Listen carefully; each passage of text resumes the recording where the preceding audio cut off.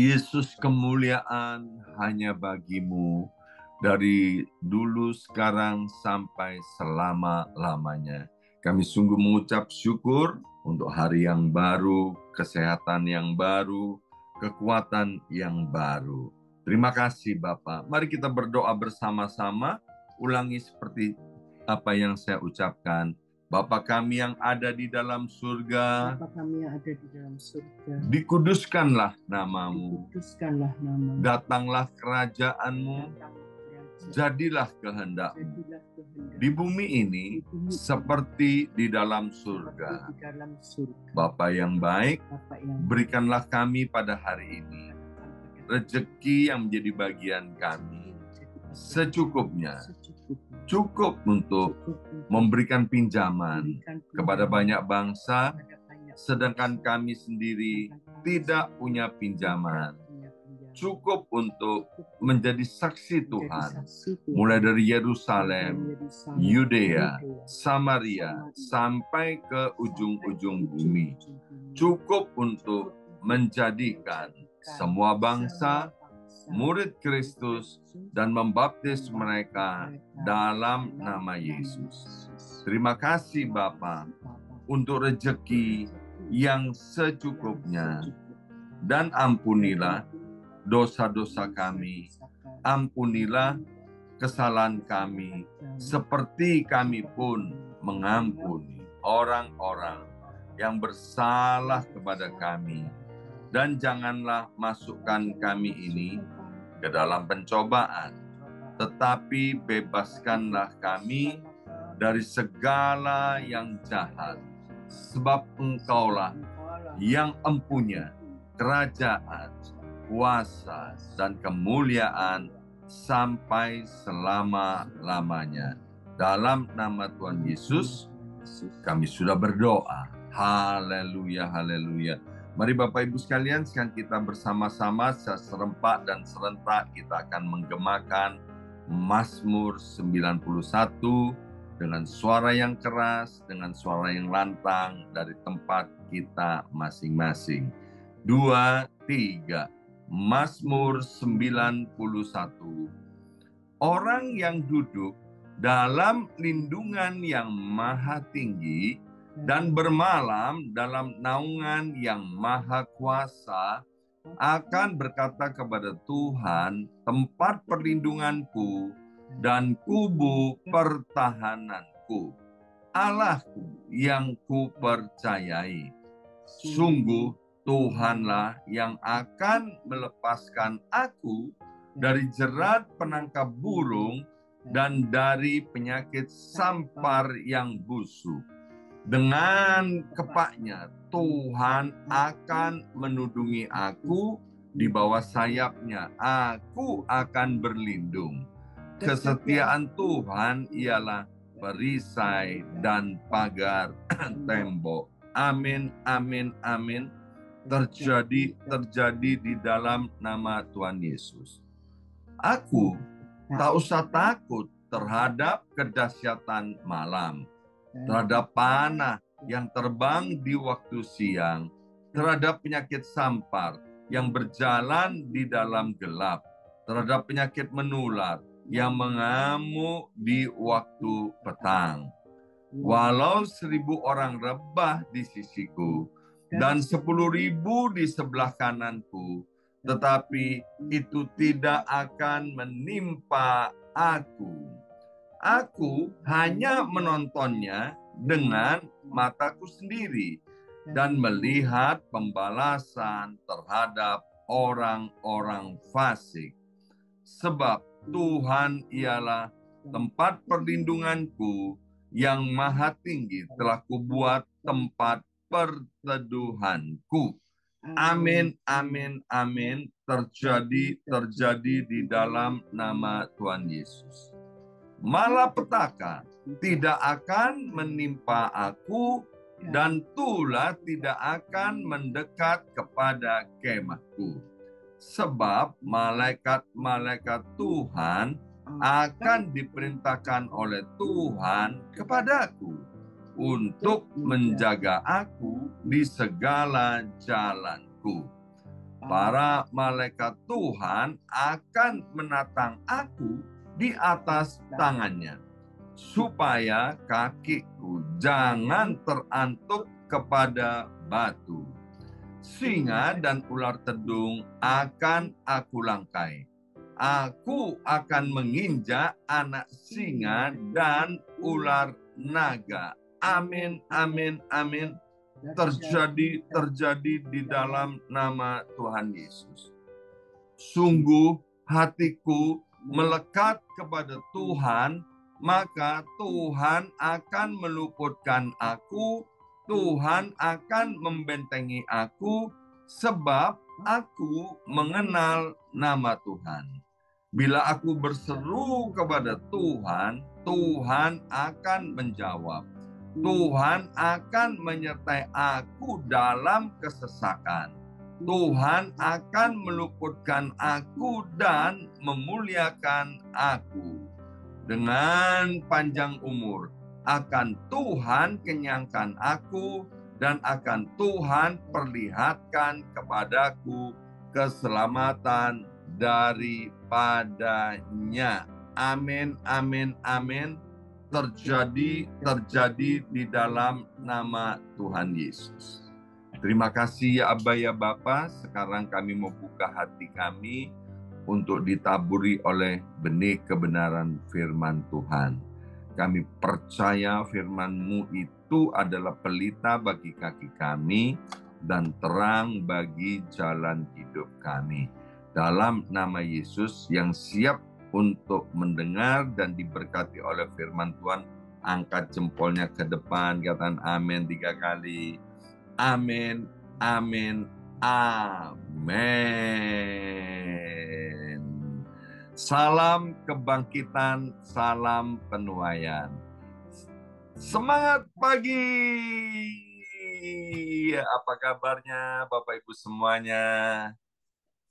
Ya, senang sekali hari ini Kamis 18 Juli 2024 boleh bersama-sama kembali dengan Bapak Ibu yang mengasihi dan dikasihi oleh Tuhan. Dan pagi ini kita akan dilayani kembali oleh hambanya yaitu Bapak Pendeta Dr. Sutoyo L. Sigar. Ya.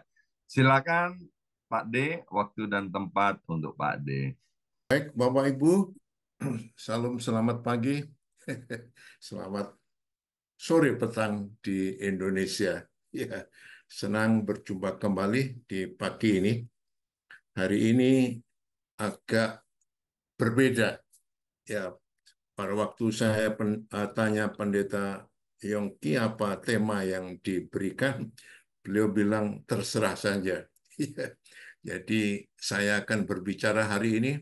Risiko ditanggung Pak Yongki. Ya, tema kita hari ini adalah apakah persepuluhan masih berlaku? Celakalah kamu, hai ahli-ahli Taurat dan orang-orang Farisi, hai kamu orang-orang munafik, sebab persepuluhan dari selasih, adas manis, dan jintan kamu bayar, tetapi yang terpenting dalam hukum Taurat kamu abaikan, yaitu keadilan dan belas kasihan dan kesetiaan. Yang satu harus dilakukan dan yang lain jangan diabaikan. Matius 23 ayat 23. Konteksnya di sini adalah bahwa Yesus tidak menyetujui iman dan ketaatan ahli-ahli Taurat dan orang-orang Farisi terhadap hukum Musa. Ayat 2 sampai dengan 12.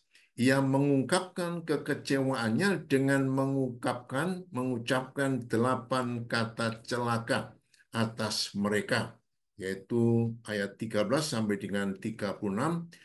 Dalam ayat 23, Yesus menyatakan celaka yang kelima, dan menunjukkan masalah-masalah hukum yang lebih penting yang diabaikan dalam kehidupan sehari-hari mereka. Keuntungan dari sisi positif dari ayat ini adalah kita sekarang dapat memetik pelajaran yang sangat berharga dari ayat ini secara khusus. Apakah persepuluhan masih berlaku? Ini pengajaran yang sangat-sangat sensitif. Ya. Jadi, kenapa kita bicara mengenai uang? Bukan karena untuk alasan-alasan misalnya nyewa gedung, untuk gaji pendeta, untuk membeli peralatan ini dan itu. Bukan. Ini adalah merupakan pengajaran bagaimana Tuhan supaya umatnya mengatur kehidupan harta dengan baik dan takut kepada Tuhan. Dari pengalaman saya sudah 52 tahun di berbagai macam gereja dan berbagai macam suku adalah sama. Umat Tuhan yang tidak benar dengan pengaturan uangnya, apakah itu untuk Tuhan, apakah itu untuk keluarga, selalu dalam keadaan yang tidak nyaman. Ya, mereka bermasalah, bermasalah. Jadi mari kita lihat sejarahnya. Ya, sejarah daripada persepuluhan, persembahan persepuluhan kepada Tuhan adalah semata-mata karena syukur kita atas keselamatan, pemeliharaan hidup, dan segala berkat yang dikaruniakannya. Kenapa? Allah sebagai pemilik. Tuhanlah yang empunya bumi serta segala isinya, dan dunia serta yang diam di dalamnya. Semua itu, Ibu Bapak dan Saudara sekalian, diawali oleh Tuhan pada mulanya. Allah menciptakan bumi dan langit serta segala isinya. Itu dalam Kejadian 1 ayat 1 sampai pasal 2 berbicara mengenai penciptaan yang adalah Allah. Dengan jelas Alkitab menyatakan bahwa Allah adalah pemilik segala sesuatu karena segala sesuatu diciptakannya. Ciptakannya. Fakta Perjanjian Lama, sebelum hukum Taurat, banyak orang berkata itu pelajaran hukum Taurat. Bukan. Abraham memberikan persepuluhan dari semuanya. Pasal 14, Kejadian ayat yang ke-20. Yakub mempersembahkan 1/10, ya, 1/10 dari apa yang telah didapatkannya, mempersembahkan dari segala sesuatu yang diberikan kepada Tuhan dalam kitab Kejadian itu. Nah, di sini Ibu Bapak, kenapa Yakub yang penipu tetapi Tuhan memberkati? Ya, memberkati. Jadi ini kadang-kadang ada masalah apakah Tuhan memberkati seorang penipu, menipu saudaranya Esau, dan lain sebagainya. Kadang-kadang kita berpikir seperti itu, ya, seperti itu. Tapi kita tidak tahu bagaimana Tuhan seringkali menjadikan orang-orang yang melakukan hidup dengan benar, dengan baik, ada pertobatan dan membayar risiko daripada eh, perbuatannya. Tetapi kemudian Tuhan peraturan hukum Taurat mengenai Bani Lewi diberikan segala persembahan persepuluhan di antara orang Israel sebagai milik pusakanya. Mengenai Bani Lewi ini ada beberapa penafsiran. Bani Lewi itu satu suku, bukan satu orang Lewi atau pendeta Lewi. Yang sekarang penafsirannya adalah satu pendeta. Jadi jangan lupa bahwa pada waktu itu bukan satu orang Lewi, tetapi Bani Lewi, yaitu suku Lewi. Dari kedua belas suku Lewi ini, suku Lewi tidak mendapat menjadikan ke-11 suku yang lain untuk memberikan persembahan, dan Bani Lewi juga nanti akan memberikan persembahan. Itu sesungguhnya yang terjadi. Nah, kemudian kita akan melihat persepuluhan ini pada hukum Taurat kepada Bani Lewi. Pelayanan sosial setiap 3 tahun mengeluarkan segala persembahan persepuluhan untuk orang asing, anak yatim, janda, dalam kitab Ulangan. Jadi ini merupakan persepuluhan yang kedua. Yang ketiga, perjalanan kegiatan di suatu tempat semacam kepanan rohani, retreat, mereka mempersembahkan 1/10 dari seluruh hasil dalam kitab Ulangan 14, 22 sampai 27. Nah, Ibu Bapak dan Saudara sekalian, di dalam perjanjian lama setidak-tidaknya ada 30% yang dipersembahkan kepada Tuhan. Alasannya tadi di atas adalah sebagai pengucapan syukur, ya, sebagai pemeliharaan hidup dan segala berkat yang dikaruniakannya. Ini bukan apa-apa, ya. Tetapi yang keempat kita lihat berbagai macam korban. Itu sebabnya di dalam perjanjian lama, Bait Allah setiap hari terbuka. Karena akan ada orang-orang yang memberikan korban bakaran, korban sajian, korban keselamatan, korban penghapus dosa, korban penghapus salah, dan sebagainya. Nanti kalau Ibu Bapak membaca dalam Imamat pasal 1 ayat 7, menjelaskan bagaimana pengabdian orang-orang itu kepada Allah, ya, sedemikian rupa dibuktikan dengan harta yang diberikannya. Oleh karena apa? Nanti kita belajar dalam perjanjian baru, di mana hartamu, di situ hatimu. Dan ini adalah sangat penting. Jadi dengan pengajaran ini kita melihat bahwa dalam perjanjian lama, orang-orang umat Allah memberikan 30% plus. Ya, 30% plus. Bagaimana dengan perjanjian baru? Persembahan persepuluhan kepada Allah menunjukkan pertobatan umat kepadanya.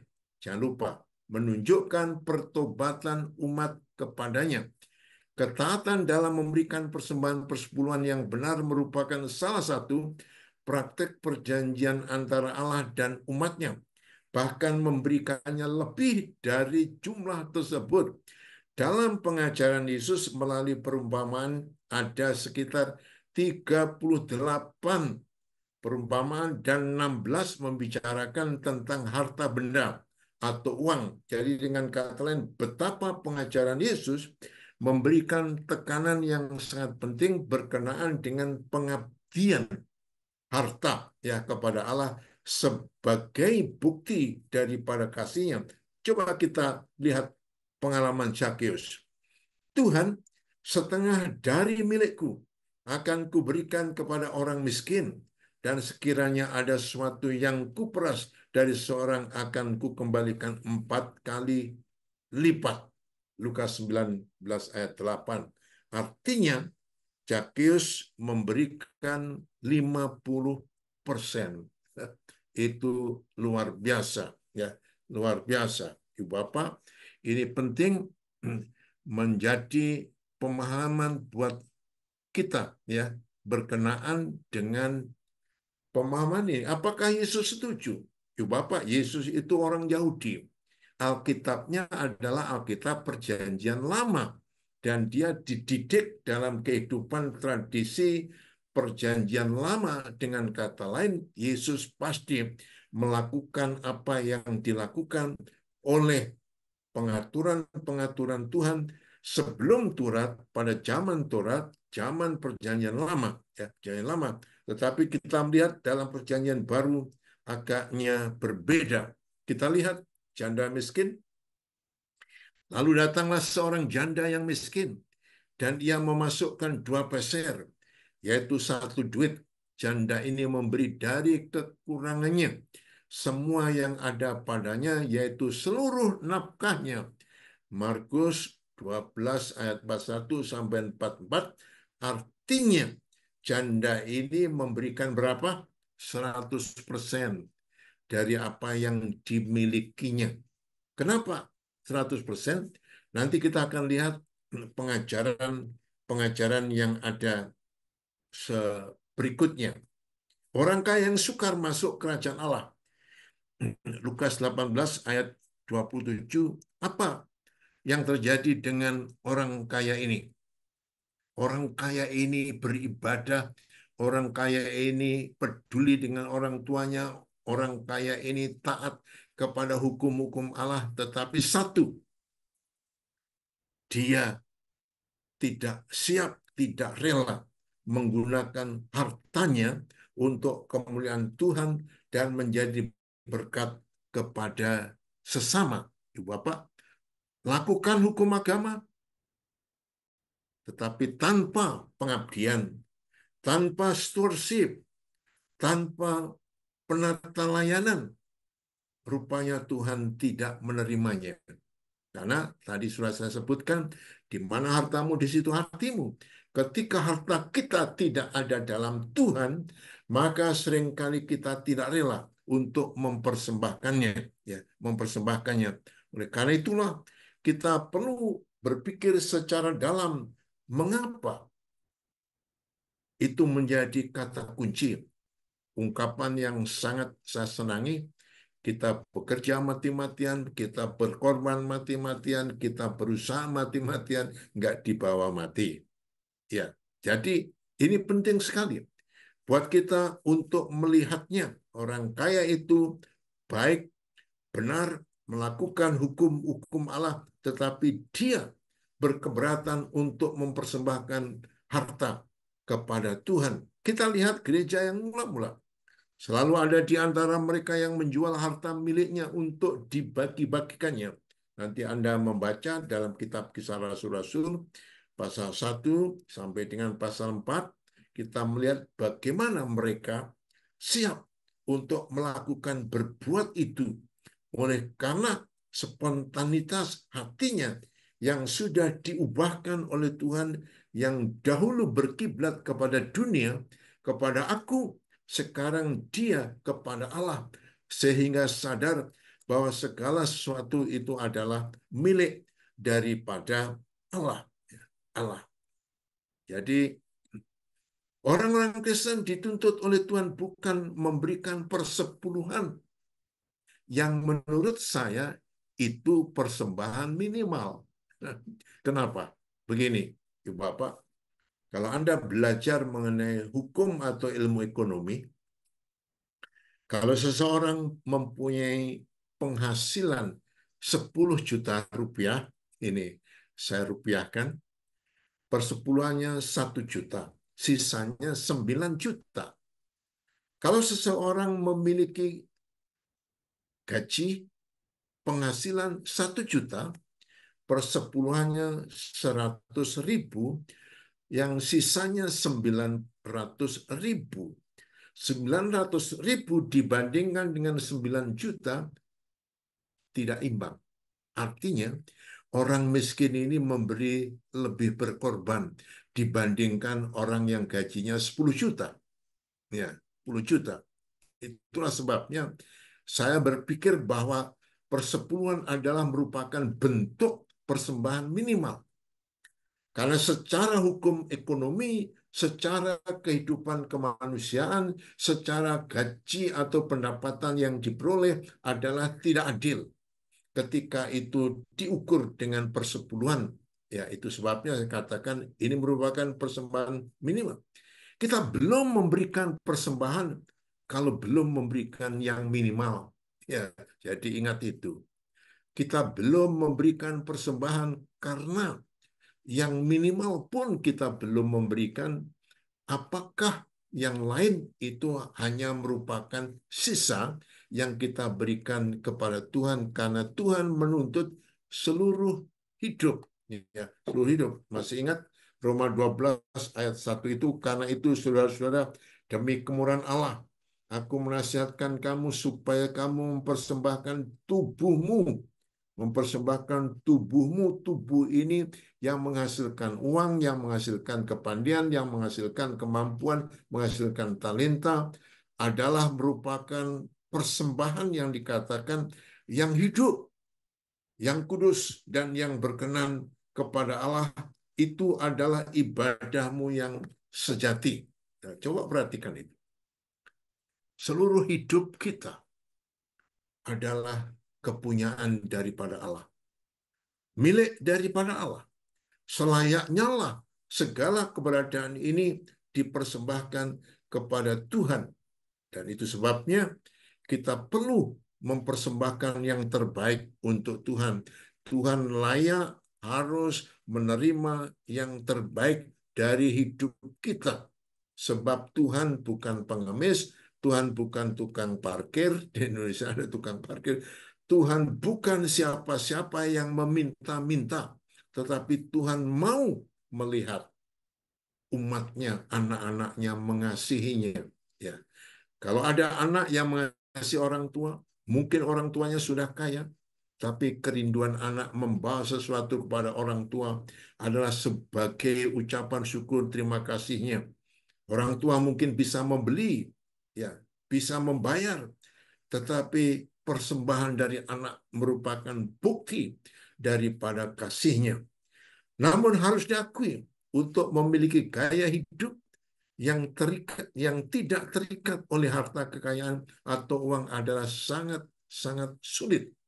Karena itu dengan belajar memberikan persepuluhan, kita sedang belajar untuk melatih diri kita untuk tidak terikat oleh kekayaan atau uang. Ya, uang. Nah, Ibu Bapak, kita adalah umat-umat pilihannya, orang-orang yang sudah ditebus, yang mengalami keselamatan, yang mempunyai surga, bukan harapan, tetapi itu merupakan jaminan. Apakah kita rela orang lain yang belum percaya masuk neraka? Itu adalah tanggung jawab kita. Sebagaimana Bapa mengutus aku, itu kata Yesus, aku juga mengutus kamu. Gereja melalui pekerjaannya, percayaan Tuhan melalui pelayanan sosial, melalui pekabaran Injil, dan itu semuanya memang membutuhkan dana.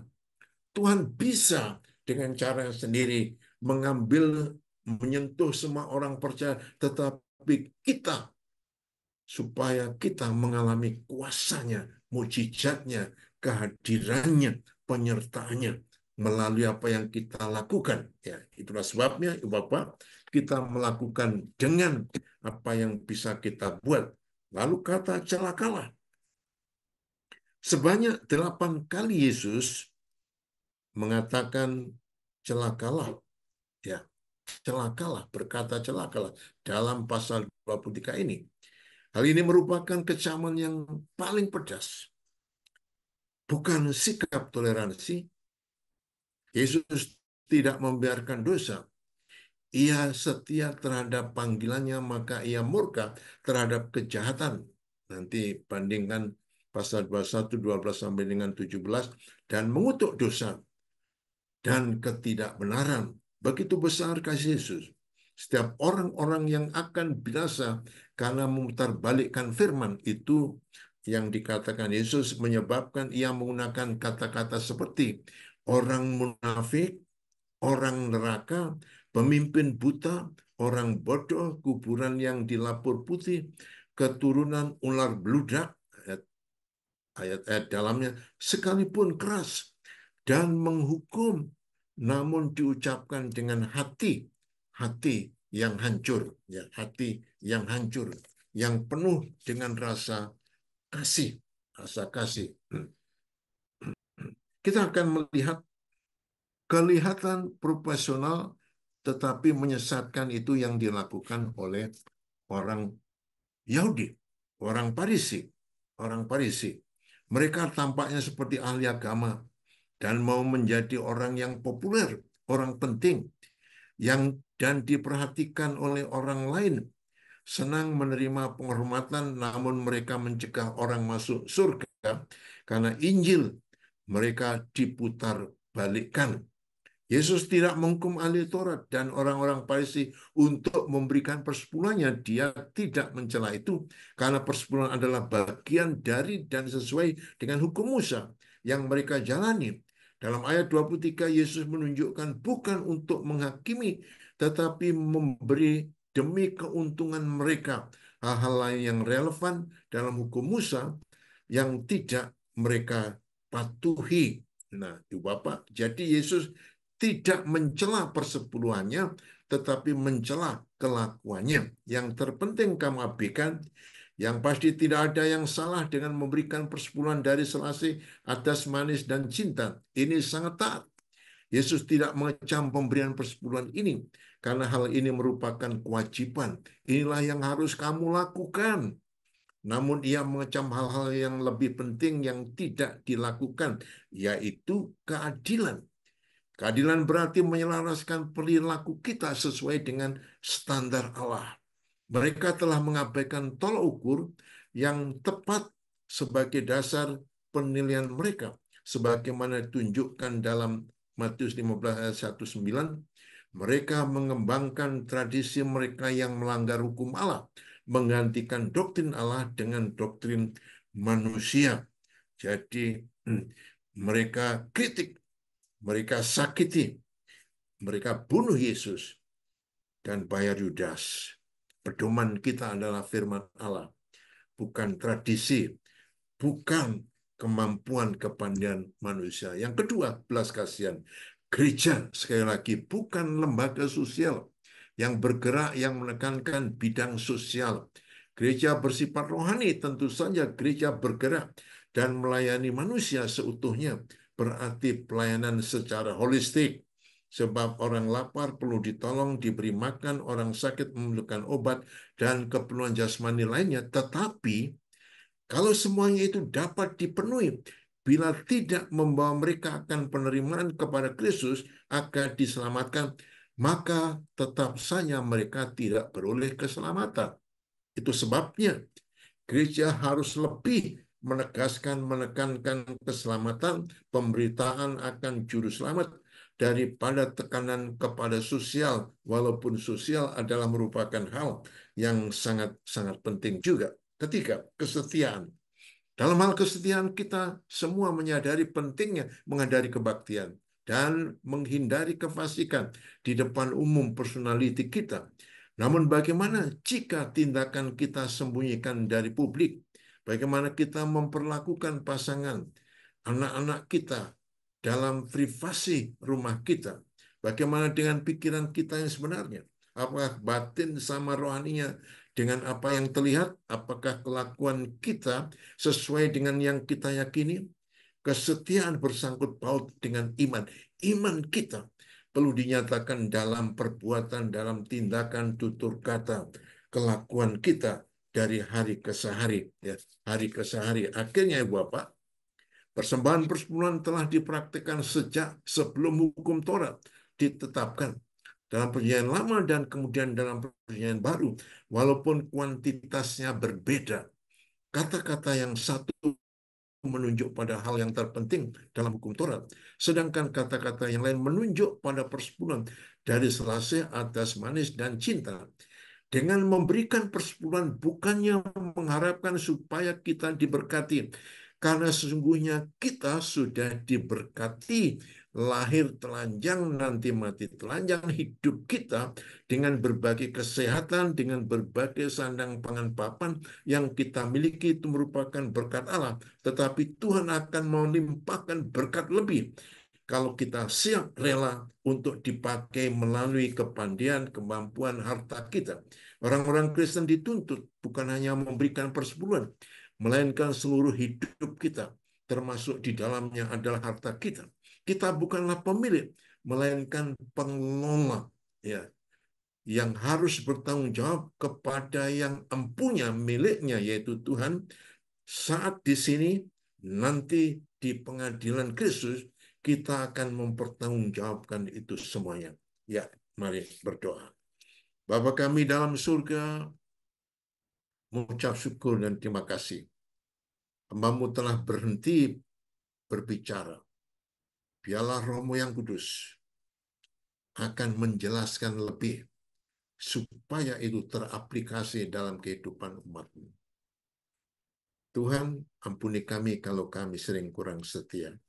Biarlah kami pasrah bergantung kepada Tuhan.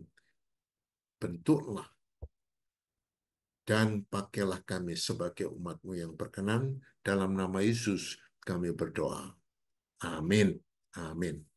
Amin.